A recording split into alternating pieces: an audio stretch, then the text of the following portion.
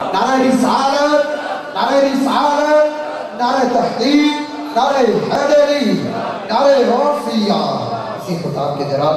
خطیب اہل سنت سرمایہ اہل سنت خطیب پاکستان شیعہ نظام حضرت علامہ مولانا محمد یوسف سیاسی ملتانی تشریف لائے۔ میں دل کی تھا رہے سے خوش آمدید کہتا ہوں اور اپنی جانب سے اور تمام خطیب لیادران کی جانب سے دل کی تھا رہے سے خوش آمدید کہتا ہوں۔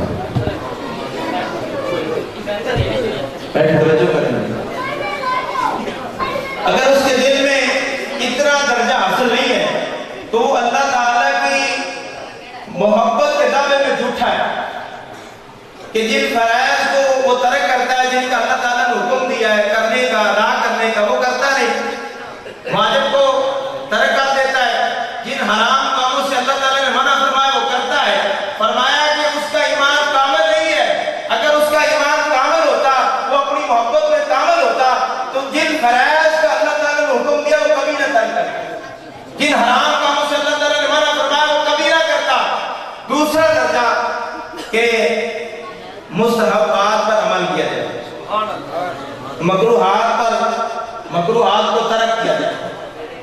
اور اللہ تعالیٰ نے جو اس کے مقدر میں پریشانیاں مصیبتیں لکھ دی ہیں مقدر کر دی، اس پر صبر کرے، اللہ کی رضا پر راضی رہے۔ اسی طریقے رسول اللہ صلی اللہ تعالیٰ علیہ وآلہ وسلم کی محبت کے دو تقاضے ہیں۔ ایک تقاضا ہے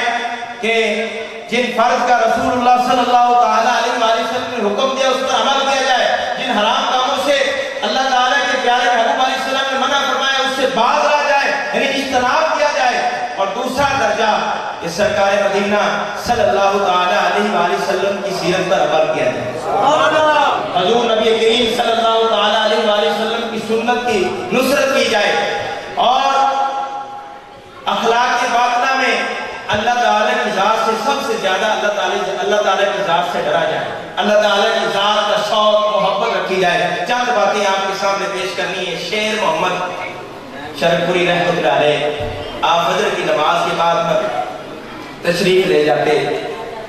جس طریقے یہ ٹوٹیاں ہیں، ٹوٹیوں کے اوپر جو حجرہ ہے، برانڈا ہے، برانڈے کے اوپر تشریف لے جاتے اور وظائف میں مصروف ہو جاتے۔